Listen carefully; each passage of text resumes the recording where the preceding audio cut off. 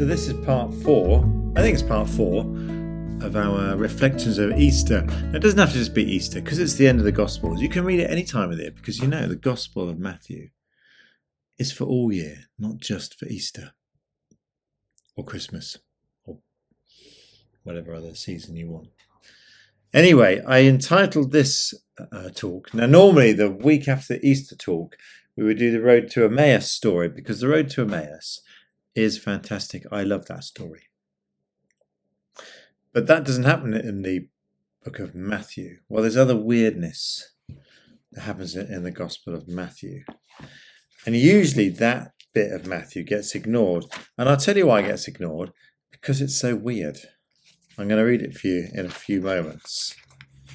It's in Matthew 27. Matthew 27. See, Matthew 27 is quite... Well, Matthew's telling of the Passion story is quite, to be honest. But there's no story of the road to Emmaus. But there is this other weirdness, and people pick on the story of Emmaus because, as I said, it's a good story. But I call this talk the spectacular events following the death of Jesus. And I normally do it in a big fancy font, which I couldn't really get sorted for this film.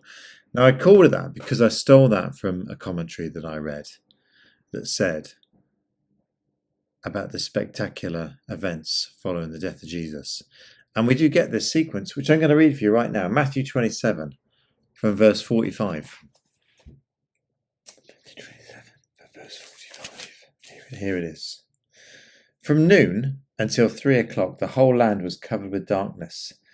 About 3 o'clock, Jesus cried out in a loud voice. He said, Eloi, Eloi, lama sabachthani, which means, my God, why have you deserted me? Some of those standing there heard Jesus cry out. They said, he's calling for Elijah. Right away, one of them ran and got a sponge. He filled it with wine vinegar and put it on a stick, and he offered it to Jesus. The rest said, leave him alone. Let's see if Elijah comes to rescue him. After Jesus cried out again in a loud voice, he died. At that moment, the temple curtain was torn in two from top to bottom. The earth shook, the rocks split, tombs broke open. The bodies of many holy people who had died were raised to life. They came out of the tombs. After Jesus was raised to life, they went into the holy city, and there they appeared to many people. The Roman commander and those guarding Jesus saw the earthquake and all that happened. They were terrified. They exclaimed, he was surely the Son of God. Not very far away, many women were watching. They'd followed Jesus from Galilee to take care of his needs. Mary Magdalene was among them. Mary, the mother of James and Joseph, was also there. So also was the mother of Zebedee's sons. Well, you can see why a lot of churches, a lot of sermons don't use the Matthew's version of the death of Jesus. Because what's going on? Now, to look at some of the imagery Matthew uses, and if you've been following the series in Matthew that we've been doing at Chelmsley, Matthew picks up repeatedly a lot of Old Testament images, riffs, like memes. There's probably another word I can use as well. But anyway, he uses a lot of Old Testament imagery because partly the theory goes that he's writing particularly for a Jewish audience, and they would understand, they would know these references about the prophecies and the Old Testament imagery. And he talks about this darkness that falls across the land. And that's an apocalyptic image. You'll find it in lots of the apocalyptic imagery in the Old Testament. There's not massively loads of amounts, but Amos is an example.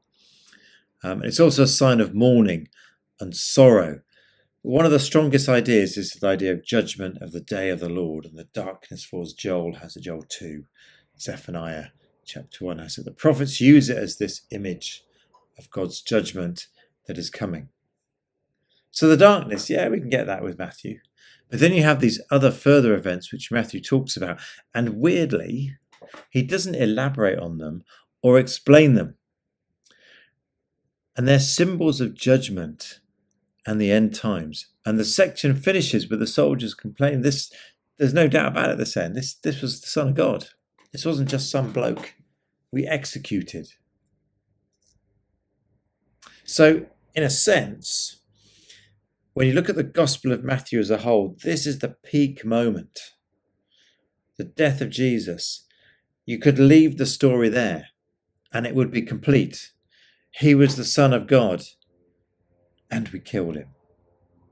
That's it. The story arc has been moving towards this moment and now it has happened. So if it were a film, you could leave it at that point and then you can do a part 2, a sequel. That's what they call them, isn't it? Because of the death of Jesus, the curtain, this is one of the spectacular events, the curtain splits in two. Now, this is found in the other Gospels as well. The curtain that separates the Holy of Holies from the rest of the temple, the central part of the temple where no one was allowed to go other than one priest once a year on the Day of Atonement. This was the most sacred holy place where God dwelt, and no one gets to see that apart from one priest once a year. And that priest, whichever priest it was drawn by lots as well. So no one knew who it was going to be. So most of the priests would never see this. It's God's throne room, the Holy of Holies.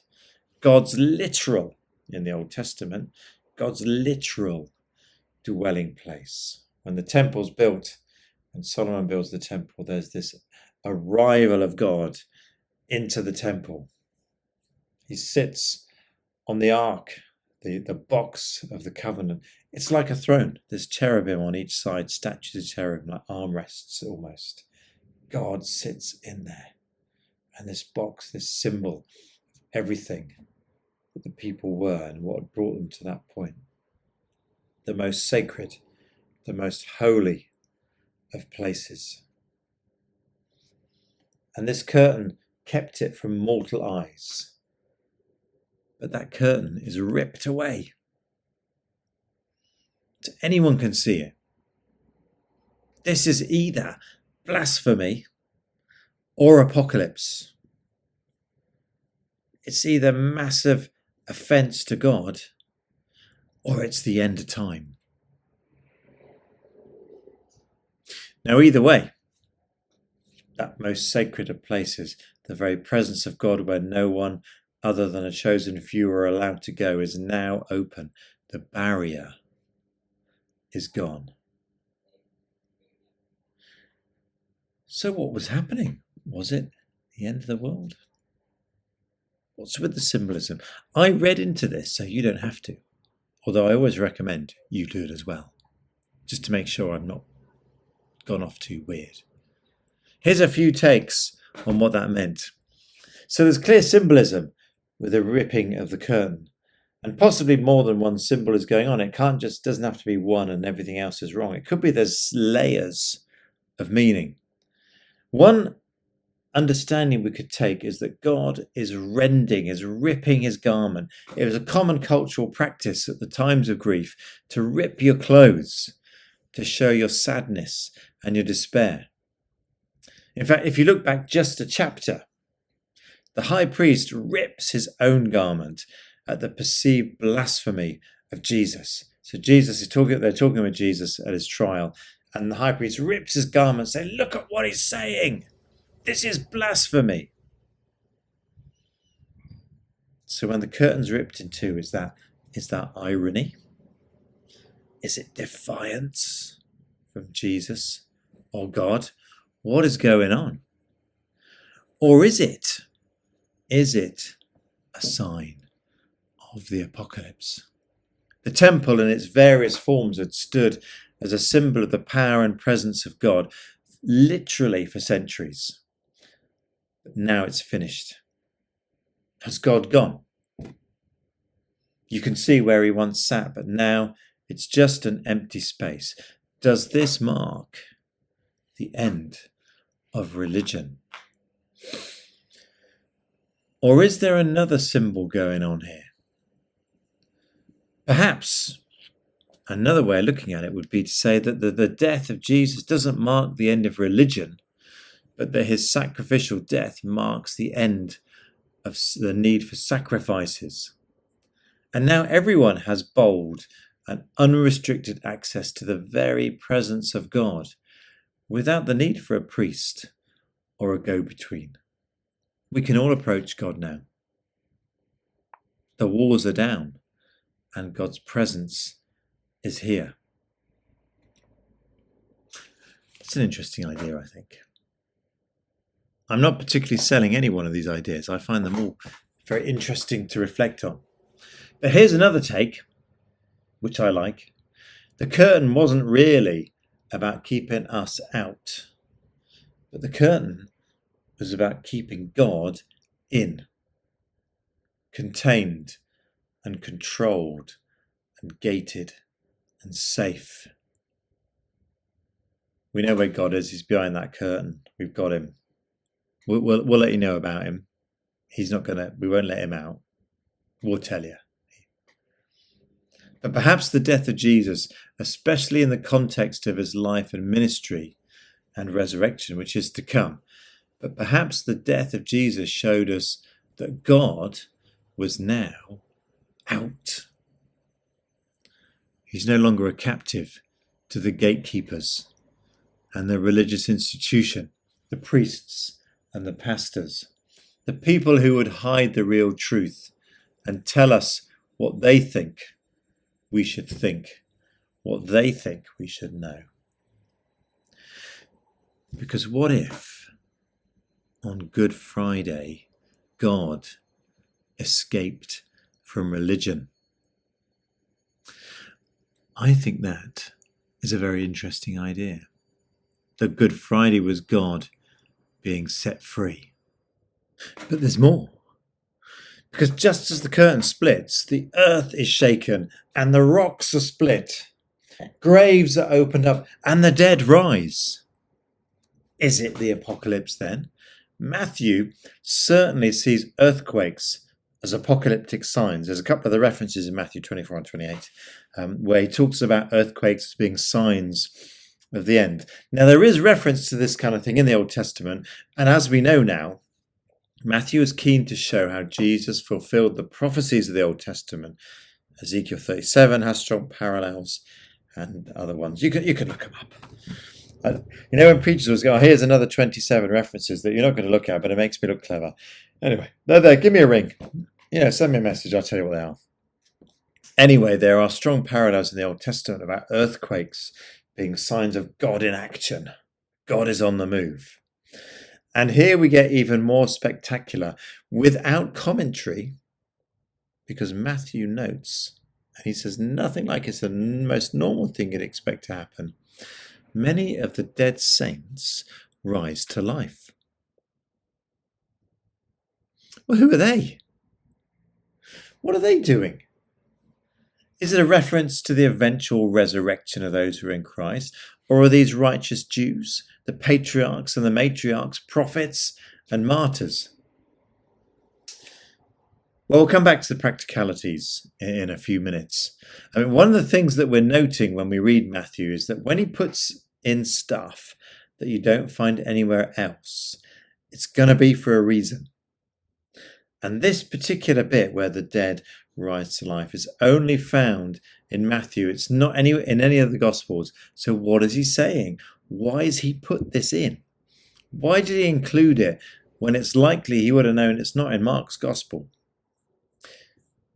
Well, he's clearly linking salvation, that is resurrection and new life, with the death of Jesus. The death of Jesus leads to new life. The death of Jesus brings life to God's people. And like the miracles that just happened around Jesus, wherever Jesus went, people were healed, people's lives were transformed, things got sorted out, storms were stilled. Wherever Jesus went, just as that happened, the death of Jesus also spills out. It flows into the places of death. And Matthew writes it as very earthly. The references to Jerusalem, these people don't go on to the heavenly city at this point. They go into Jerusalem, the city of stone and mud. Earthly city.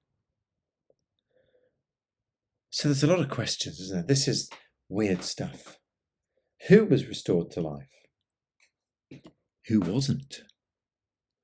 What did they do before going to Jerusalem after Easter Day? Because that happened on a Friday. And it says on when Jesus appeared, they were seen in the city. What are they doing in between times? Just hanging around, watching a film. And what happened to them after that? Did they live out their lives again? Were they eternal? Was that it? They lived forever? Did they just fade away into heaven at some point and weren't seen again? Where did they go? Why aren't they mentioned anywhere else? You'd think if these people had appeared and then were hanging around, there'd be references elsewhere. Well, this is where we need to apply grown-up theology and biblical analysis again. Now, you could just read it as a historical statement and just say, it's just a matter of faith, the end. Okay? But that doesn't really resolve this particular bit, because what did happen to them next? Did they join the church? Did they join a synagogue? If they joined a church, why doesn't Acts mention them? Why is it here? What's Matthew trying to tell us? What message is Matthew conveying? And the one thing that's very apparent is that Jesus is Lord over both the living and the dead. Death has no lasting power, no permanent authority over us, because Jesus defies it. Jesus reverses it. And one day, Jesus will end it.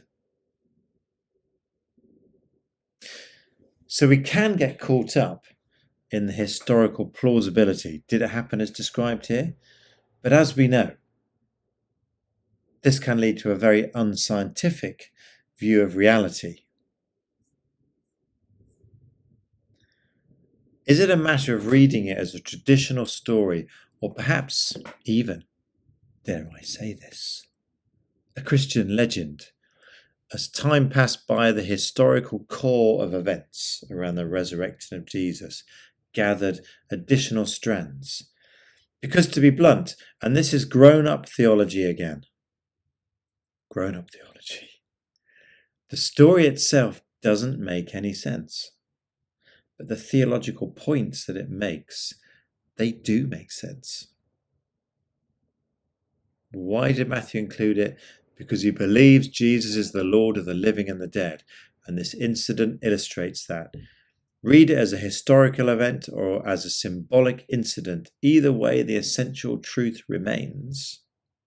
And it's a truth that many of us have experienced, is that Jesus brings life.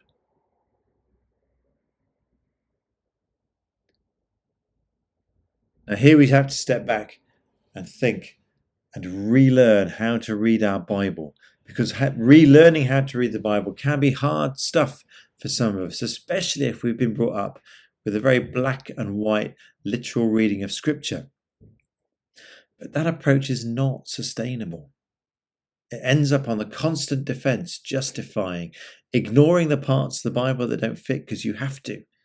If you say, well, I take the Bible literally, there's got to be a lot of bits you don't read, because if you literally read them, you literally could not fit them with other bits that are literally in the Bible. You can't ignore the bits that don't fit and say, well, I believe this. You also end up with a faith that doesn't fit in the real current world. If you say, well, I read the Bible literally, the sky doesn't have windows that God opens. Neither are there things under the sea that God opens. The world is not flat. Although some people think it, but they obviously got nothing better to do at the time. You cannot read the Bible. Literally, no one can if you're existing in this world at this time. It doesn't make sense. Now, here at Chelmsford Wood, we're into advanced spirituality trademark, which means an intelligent, thinking, challenging, questioning approach to the Bible. Because if the Bible is the Word of God, it would stand up to all that stuff. God doesn't need us to defend it and say, well, how dare you say that about the Bible? If it's God's Word, which I believe it is, if it's God's Word, we can batter it as much as we like, and the truth will stand, because God is truth. So we learn the language and we learn the tone of the Bible. It's images, it's different voices, and in that we discern God, breathing words to us, revealing the truth to us through these ancient and holy words. We wrestle with Scripture just as we wrestle with God, just as Jacob did all those years ago. So to get back to the plot, because that was a brief excursus into a biblical interpretation and understanding.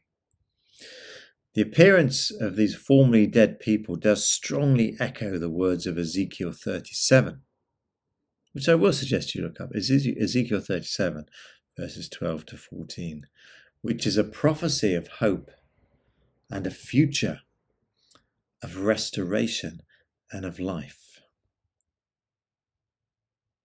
Matthew here is marking a turning point.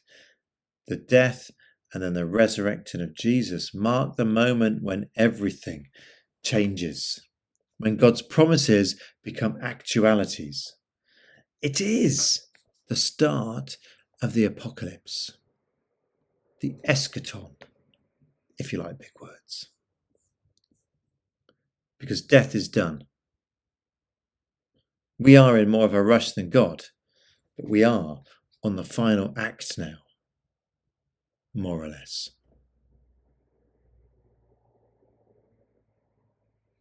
And so here in Matthew 27, we reach the first conclusion of the gospel, stated not by the religious and the faithful and the pure. And this is another plot twist. Here is the gospel's first conclusion, announced by foreigners, announced by the enemy. Because the first to announce the good news, the closing sentence of Jesus' earthly life as Jesus dies, and the opening sentences to the Easter events that are shortly to happen. This hinge moment in the Gospel of Matthew, admittedly, it's in the closing light of the Gospel. You reach this point where actually everything's about to change. You know that there's that Phil Collins song, isn't there, where he drops the beat about 3 minutes in. This is that song. It's a quiet build, quiet build, quiet build. There are points of excitement. And then all of a sudden, boom, boom, boom, boom, here we go. What do they say? The first to announce who Jesus truly is the Roman centurion, who says he really was the Son of God. Bam! We wait till chapter 27. Jesus dies. Then this foreign enemy turns around and goes, you know who that was? I've just seen it for myself. That was God. And incidentally, the second people to witness this turning point, to be there when history shifted on the hinge point of Good Friday to Easter Day, at the end of Good Friday, the end of the darkness and the beginning of the new dawn. The key witnesses at this point aren't the disciples, those 12 men that followed Jesus around. It's the women, including Mary Magdalene, Mary the mother of James and Joseph, and the mother of James and John, who Mark nicely gives a name to, Salome. Mary, Mary, Salome.